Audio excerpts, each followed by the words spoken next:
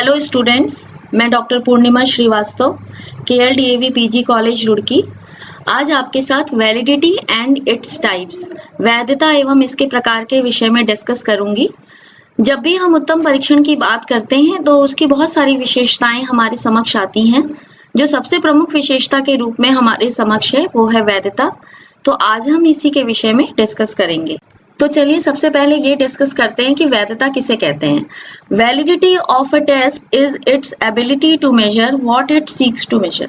वास्तव में वैधता किसी भी परीक्षण का वह गुण होता है जो कि उसे मापने के लिए बनाया जाता है। जैसे कि एग्जाम्पल के लिए अगर मैं आपको ये बताना चाहूँ, if we want to measure intelligence the test will be valid if it measures intelligence only. अगर कोई परीक्षण बुद्धि को मापने के लिए बना है और वो सिर्फ बुद्धि को ही मापता है तो उसे हम एक वैलिड परीक्षण की श्रेणी में रखते हैं। अर्थात वैधता किसी भी परीक्षण के गुण से संबंधित होती है, उसके उद्देश्य से संबंधित होती है। जिस ट्रेड को मेजर करने के लिए किसी परीक्षण का निर्माण किया जाता है और वो उसी ट्रेड को मेजर करता है तो उसे हम वैधता कहते हैं। Validity is always specific to particular interpretation. वास्तव में जो वैधता होती है वो पर्टिकुलर इंटरप्रिटेशन के संदर्भ में की जाती है। जैसे एग्जाम्पल के द्वारा आप इसको समझने की कोशिश कर सकते हैं। For example, the test of a reasoning test may be highly valid to test reasoning, but it may not be that much valid to test verbal ability of the student. Example के लिए अगर कोई reasoning test बनाया गया है और वो reasoning को मापने के लिए हाईली वैलिड पाया जाता है और लेकिन वो उतना वैलिड वर्बल एबिलिटी को मापने के लिए नहीं हो सकता है, तो इसका मतलब ये है कि रीजनिंग के लिए जो टेस्ट बनाया गया है वो सिर्फ रीजनिंग को ही मेजर करेगा और अगर वो ऐसा करता है तो वो परीक्षण वैलिड परीक्षण की श्रेणी में आता है। अगर हम किसी भी परीक्षण की वैधता निकालना चाहते हैं, उसकी वैधता का कोफिशिएंट निकालना चाहते हैं, तो उसके लिए हमारे पास बहुत सारे तरीके हैं। अर्थात वैधता किस किस प्रकार से निकाली जा सकती है। तो टाइप्स ऑफ वैधता के विषय में डिस्कस करते हैं। Types of validity. जो वैधता है वो वैसे तो उसके बहुत सारे प्रकार हैं। कई सारे विद्वानों ने, एनेस्टेसी ने, फ्रीमैन ने, क्रॉनबैक ने अलग अलग प्रकार बताए हैं, बट जो एक सभी आधार पर जो मैंने ये वर्गीकरण किया है वो एक मुझे ठीक लगा कि इस आधार पर हम इसका वर्गीकरण कर सकते हैं। वास्तव में जब हम वैधता के प्रकारों की बात करते हैं तो ये 5 प्रकार जो यहाँ पर आपको दिख रहे हैं, जैसे internal validity, face validity, external validity, temporal validity और टेस्ट वैलिडिटी, ये 5 प्रकार मेन है। अब हम टेस्ट वैलिडिटी को फर्दर डिवाइड कर सकते हैं 3 प्रकारों में: construct validity, criterion validity and content validity. Construct validity को हम फिर 2 भागों में डिवाइड कर सकते हैं: convergent validity and discriminant validity. इसी प्रकार से हम क्राइटेरियन वैलिडिटी को भी आगे 2 भागों में डिवाइड कर सकते हैं: प्रिडिक्टिव वैलिडिटी और कॉन्करेंट वैलिडिटी। साथ ही कंटेंट वैलिडिटी को भी हम फिर दूसरे 2 प्रकार में डिवाइड कर सकते हैं: item validity and sampling validity. तो आप जो ये वर्गीकरण देख रहे हैं ये वास्तव में वैधता का वर्गीकरण है कि वैधता कितने प्रकार की हो सकती है। वैसे तो आपको बहुत सारे और भी अलग अलग प्रकार से वर्गीकरण देखने को मिलेगा, लेकिन ये जो मुझे वर्गीकरण ठीक लगा उस आधार पर मैंने इसको वर्गीकृत करने का प्रयास किया है। तो चलिए आगे इसके विविध प्रकारों के विषय में डिस्कस करते हैं। वैधता के प्रकारों में सबसे पहले हम डिस्कस करेंगे इंटरनल वैलिडिटी के विषय में। इंटरनल वैलिडिटी अर्थात आंतरिक वैधता। Internal validity is the extent to which a piece of evidence supports claim about cause and effect within the context of a particular study. All that internal validity means in that what you did in the study.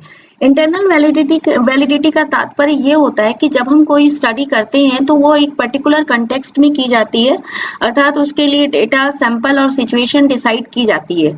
और जब कोई study in सभी circumstances में, इन सभी situation में cause and effect को maintain करती है, जो जितने भी इसके कारक हैं उसके अंतर्गत कॉज एंड इफेक्ट फैक्टर्स को मेंटेन करती है तथा उसके अंतर्गत जो भी प्रभाव पड़ा है वो किसी एक्सटर्नल वेरिएबल के द्वारा नहीं पड़ता है, तब हम ये कहते हैं कि उस परीक्षण के अंतर्गत इंटरनल वैलिडिटी है।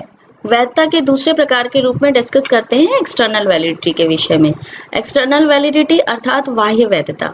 External validity is the validity of applying the conclusion of a scientific study outside the context of the study.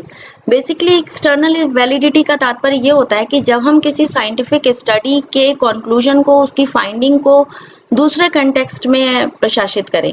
जैसे कि आज जो हमने एक परीक्षण बनाया है उत्तराखंड के लिए, अगर हम उसे बाकी इंडिया के किसी भी पार्ट में अप्लाई करें और वहां पर अप्लाई करने के पश्चात भी हमारे परीक्षण में बहुत ज्यादा हाई लेवल का कोरिलेशन पाया जाए और उसमें बहुत ज्यादा उच्च वैधता गुणांक पाया जाए तो हम उस परीक्षण को वैलिड परीक्षण बोलेंगे।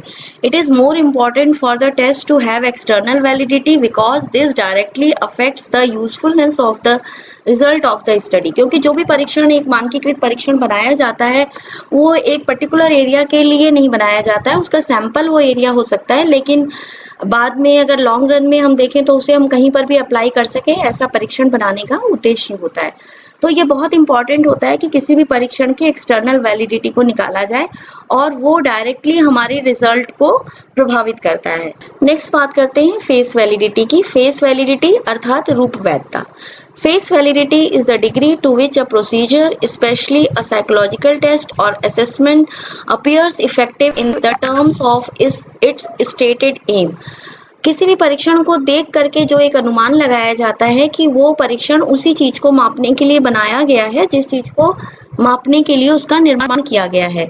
और ये बेसिकली जब आप कोई परीक्षण बनाते हैं और आप विशेषज्ञों के पास देते हैं उसे देखने के लिए कि ये ठीक बना है या नहीं बना है, उस समय विशेषज्ञ उसे देख करके ये अनुमान लगाते हैं कि वास्तव में ये परीक्षण उसी चीज का मापन कर रहा है जिस चीज को मापने के लिए बनाया गया है। जैसे एक बुद्धि परीक्षण अगर बनाया जा रहा है और उसके जितने आइटम्स हैं उनको देखने के बाद ये अनुमान लगाया जाता है कि हाँ वो बुद्धि को ही माप रहे हैं, तो इस प्रकार की जो वैधता होती है उसे हम फेस वैलिडिटी कहते हैं। नेक्स्ट डिस्कस करते हैं टेम्पोरल वैलिडिटी के विषय में। Temporal validity is type of validity that refers to the validity of the findings in relation to the progression of time.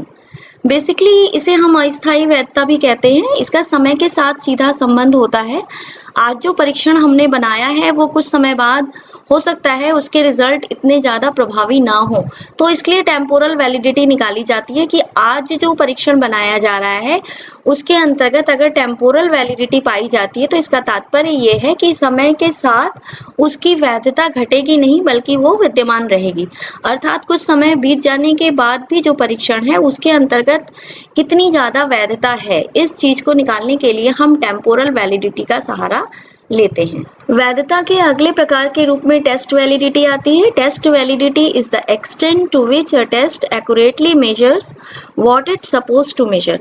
वास्तव में टेस्ट वैलिडिटी एक बहुत ही इंपॉर्टेंट वैलिडिटी होती है जो कि किसी भी परीक्षण के संदर्भ में निकाली जाती है। कोई भी परीक्षण किसी भी उद्देश्य के लिए बनाया जाता है और वो अगर उसी उद्देश्य को मेजर करता है तो उसके अंतर्गत परीक्षण वैधता पाई जाती है। और ये परीक्षण वैधता विशेषकर 3 रूप में नजर आती है। 3 प्रकार से हम परीक्षण वैधता निकाल सकते हैं। पहली है कंस्ट्रक्ट वैलिडिटी, दूसरी है कंटेंट वैलिडिटी और तीसरी है क्राइटेरियन वैलिडिटी। फर्दर हम इनके प्रकारों के विषय में भी डिस्कस करेंगे। टेस्ट वैलिडिटी के विविध प्रकारों में सबसे पहले जो हम डिस्कस कर रहे हैं वो है कंस्ट्रक्ट वैलिडिटी। कंस्ट्रक्ट वैलिडिटी अर्थात रचनात्मक वैधता। रचनात्मक जैसा कि आपको शब्द से ही क्लियर हो रहा होगा कि उसकी किसी भी परीक्षण की रचना करने से संबंधित जब हम वैधता को निकालते हैं तो वो कंस्ट्रक्ट वैलिडिटी कहलाती है। और इस वैधता को हम तब करते हैं जब हमारे पास कोई एक्सटर्नल क्राइटेरियन अवेलेबल नहीं होता है। तो construct validity is the degree to which a test measures what it claims और purports to be measuring in the classical model of the test validity. The researcher uses this validity in case of no availability of external criterion. It is also known as factorial or trait validity. इसे हम factorial या trait validity के रूप में भी गुण वैधता या कारक वैधता के नाम से भी जानते हैं। जैसे कि अगर हम कोई बुद्धि परीक्षण बनाना चाहते हैं तो बुद्धि परीक्षण बनाने के लिए हमें बेसिकली किस चीज पर निर्भर करना होगा, उसके किसी न किसी सिद्धांत पर हम निर्भर करते हैं। जैसे कि यहाँ पे एग्जांपल के तौर पे आप देख रहे होंगे कि the validity of an intelligence test is dependent on a model of theory of intelligence. जब हम किसी बुद्धि परीक्षण की बात करते हैं तो वो पर्टिकुलर किसी न किसी मॉडल पर निर्भर करता है। अर्थात किसी भी परीक्षण के अंतर्गत कंस्ट्रक्ट वैलिडिटी उसके रचना से संबंधित वैधता कितनी है, और ये वैधता भी 2 प्रकार की होती है। पहली है कन्वर्जेंट वैलिडिटी और दूसरी है discriminant validity. Convergent validity refers to the degree to which 2 measures of construct that theoretically should be related are in fact related. Correlation with its expected reference. Example के तौर पे आप यहाँ देख रहे होंगे, example burnout tendency is correlated with its reference Maslach burnout inventory अर्थात MVI। Convergent validity अर्थात अभिसरण वैधता, इसका तात्पर्य ये होता है कि कोई भी परीक्षण, उसके अंतर्गत जितने भी कंस्ट्रक्ट्स हैं, जितने भी उसके पार्ट्स हैं, वो आपस में कोरिलेटेड होनी चाहिए, ऐसा थ्योरेटिकली माना जाता है। लेकिन वास्तव में क्या वो कोरिलेटेड हैं या नहीं है? अगर वो कोरिलेटेड है तो इसका मतलब ये है कि उस परीक्षण के अंतर्गत कन्वर्जेंट वैलिडिटी है। विशेष करके ये साइकोलॉजी, सोशियोलॉजी और बिहेवियरल साइंसेस में इस प्रकार की वैधता को निकाला जाता है। हम एक उदाहरण के माध्यम से इसको और अच्छी तरह से समझ सकते हैं। जैसे कि बर्नआउट टेंडेंसी के लिए अगर आप कोई टेस्ट बनाते हैं तो उसका जो एक पर्टिकुलर MBI, एक बहुत ही फेमस बर्नआउट इन्वेंट्री है जो कि मैकलेक के द्वारा बनाई गई है, और इसके बेसिकली 3 पार्ट हैं। तो वो जो 3 पार्ट हैं, वो जो 3 कंस्ट्रक्ट है, क्या वो आपस में कोरिलेटेड हैं? और हम जब अपना बर्नआउट का परीक्षण बनाएंगे तो उसके जब हम 3 पार्ट्स रखेंगे, 3 कंस्ट्रक्ट रखेंगे, तो क्या वो आपस में कोरिलेटेड हैं? अगर उनमें हाई लेवल का कोरिलेशन पाया जाता है तो उसे हम कहेंगे कि उस परीक्षण के अंतर्गत कन्वर्जेंट वैलिडिटी है। कंस्ट्रक्ट वैलिडिटी का जो अगला प्रकार है वो है डिस्क्रिमिनेंट वैलिडिटी अर्थात विभेदक वैधता। Discriminant validity refers whether the concepts or measurements that are not supposed to be related are actually unrelated।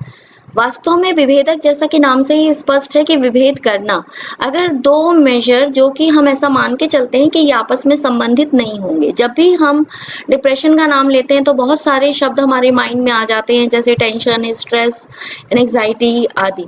और एग्जाम्पल अगर हम देखें तो low correlation between a tool of depression and a tool of anxiety.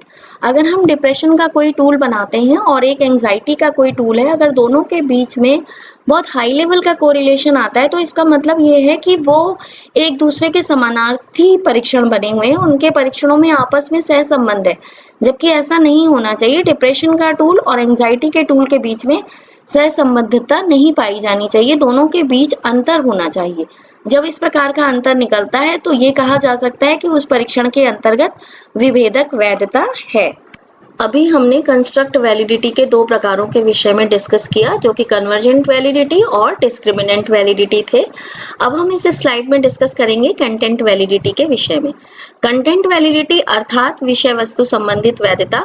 Content validity refers to the extent to which a measure represents all facets of a given construct. This type of validity is concerned with relevance of the content in the items. It is also known as logical validity. Basically, जब हम किसी भी परीक्षण का निर्माण करते हैं तो उस परीक्षण के अंतर्गत जिस गुण का हम मापन करते हैं, उस गुण से संबंधित सभी बिंदुओं पर हम ध्यान रखते हैं और उसी से संबंधित हम अपने परीक्षण के आइटम्स को बनाते हैं। तो जब किसी परीक्षण के अंतर्गत वो सारे बिंदुओं को टच किया जाता है, उन सारे पहलुओं को टच किया जाता है, तो ये कहा जाता है कि उस परीक्षण में विषय वस्तु संबंधित वैधता है। आगे के स्लाइड्स में हम इसको और अच्छी तरह से डिस्कस करेंगे, क्योंकि कंटेंट वैलिडिटी भी 2 प्रकार की होती है। पहली है आइटम वैलिडिटी और दूसरी है सैम्पलिंग वैलिडिटी। आइटम वैलिडिटी अर्थात पद वैधता, सैम्पलिंग वैलिडिटी अर्थात न्यादर्श वैधता। जब हम इन दोनों प्रकारों को अच्छी तरह से डिस्कस कर लेंगे तभी हमें विषय वस्तु वैधता अच्छी तरह से समझ में आ जाएगी। कंटेंट वैलिडिटी का जो पहला प्रकार है वो है आइटम वैलिडिटी अर्थात पद वैधता। Item validity is the extent to which an individual item of a test measures what it purports to measure. Item validity का मतलब होता है कि एक परीक्षण में जो भी पद बनाए जाते हैं, जो भी क्वेश्चंस बनाए जाते हैं, क्या वो पद जो बनाया गया है वो बिल्कुल अच्छी तरह से उस पूरे परीक्षण के साथ सह संबंधित है। जब इस तरह से हम इस वैधता को निकालते हैं तो उसे हम आइटम वैलिडिटी अर्थात पद वैधता कहते हैं। जैसे इसको निकालने के लिए हम क्या करते हैं कि पहले हम एक आइटम का स्कोर लेते हैं और पूरे परीक्षण का स्कोर लेते हैं और उन दोनों के बीच में हम सह संबंध निकालते हैं। अगर वो सह संबंध पॉजिटिव आता है, बहुत हाई लेवल का आता है, तो इसका मतलब ये है कि उस परीक्षण में आइटम वैलिडिटी है। Basically it is the correlation between the score of individual item and the score of whole test. जो पूरा परीक्षण है उसका पूरा स्कोर और एक इंडिविजुअल आइटम उसका स्कोर, उनके बीच में जब हम सहसंबंध निकालते हैं, कोरिलेशन निकालते हैं और बहुत हाई लेवल का कोरिलेशन पाया जाता है, तो हम ये कह सकते हैं कि उस परीक्षण के अंतर्गत आइटम वैलिडिटी है। कंटेंट वैलिडिटी का जो अगला प्रकार है वो है सैम्पलिंग वैलिडिटी। सैम्पलिंग वैलिडिटी अर्थात न्यादर्श संबंधित वैधता। Sampling validity is how the test covers all the areas the researcher want it to cover. It means when the test covers all the areas of the particular trait then it has good sampling validity. इसका कहने का तात्पर्य ये है कि जब हम कोई परीक्षण बनाते हैं और किसी पर्टिकुलर ट्रेट को मेजर करने के लिए बनाते हैं या किसी पर्टिकुलर गुण को मेजर करने के लिए बनाते हैं और अगर उसके अंतर्गत सभी एरियाज को कवर किया जाता है, तब हम कह सकते हैं कि उस परीक्षण के अंतर्गत सैम्पलिंग वैलिडिटी है। जैसे कि आप इसे एक उदाहरण के द्वारा समझने का प्रयास करिए। An achievement test of mathematics has good sampling validity if it covers all areas related to mathematics. अगर आप कोई अचीवमेंट टेस्ट बनाते हैं जो कि मैथमेटिक्स का है, तो मैथमेटिक्स के अंतर्गत अर्थात गणित के अंतर्गत बहुत सारे उसके एरियाज होते हैं, कंटेंट होते हैं जिसको कि उस परीक्षण के अंतर्गत सम्मिलित होना चाहिए। जैसे अलजेब्रा भी होना चाहिए, ज्योमेट्री भी होना चाहिए, आपका ट्रिग्नोमेट्री भी होना चाहिए, अर्थमेटिक भी होना चाहिए। ये सारे एरियाज हैं जिसको कि एक मैथमेटिक्स के परीक्षण को कवर करना चाहिए। अगर कोई गणित का परीक्षण इन सभी एरियाज को कवर करता है तो हम ये कह सकते हैं कि उस परीक्षण के अंतर्गत सैम्पलिंग वैलिडिटी है। अभी तक हमने टेस्ट वैलिडिटी के दो प्रकारों के विषय में डिस्कस किया, जो कंटेंट वैलिडिटी और कंस्ट्रक्ट वैलिडिटी थे। अब हम तीसरे मेन प्रकार के विषय में डिस्कस करेंगे, जो है क्राइटेरियन वैलिडिटी अर्थात मानदंड वैधता। Criterion validity is the extent to which a measure is related to an outcome. It is the comparison of test scores with scores obtain on a criterion available. Basically जब हम कोई परीक्षण बनाते हैं तो उसकी वैधता को निकालने के लिए जो उससे संबंधित कोई एक ऐसा बेंचमार्क, कोई एक स्टैंडर्डाइज्ड टेस्ट जो कि सोसाइटी के लिए बहुत ज़्यादा रिनॉन्ड है और बहुत ज़्यादा उसको लोग यूज़ करते हैं, ऐसा मानदंड के साथ जब हम उसकी वैधता को चेक करते हैं, उसकी वैधता को निकालने की कोशिश करते हैं, तो उसे हम क्राइटेरियन वैलिडिटी कहते हैं। Basically it is a correlation between two test, one whose validity is being examined and one with proven validity are supposed to cover the same content area and same objectives। जब हम दो test के बीच में correlation निकालते हैं, एक वो test जिसका कि हमें परीक्षण करना है और दूसरा वो टेस्ट जिसकी वैधता ऑलरेडी स्टैब्लिश की जा चुकी है, और दोनों ही सेम कंटेंट एरिया को कवर करते हैं और दोनों के ही सेम ऑब्जेक्टिव्स है। जब हम इन दोनों के बीच में कोरिलेशन निकालते हैं और ये कोरिलेशन बहुत ही उच्च स्तर का पाया जाता है, हाई लेवल का पाया जाता है, तो हम कह सकते हैं कि उस परीक्षण के अंतर्गत क्राइटेरियन वैलिडिटी विद्यमान है और सबसे ज्यादा पॉपुलर तरीका है जिसको कि हम यूज करते हैं। ये बेसिकली दो प्रकार का होता है, पहला है प्रेडिक्टिव वैलिडिटी और दूसरा है कॉन्करेंट वैलिडिटी।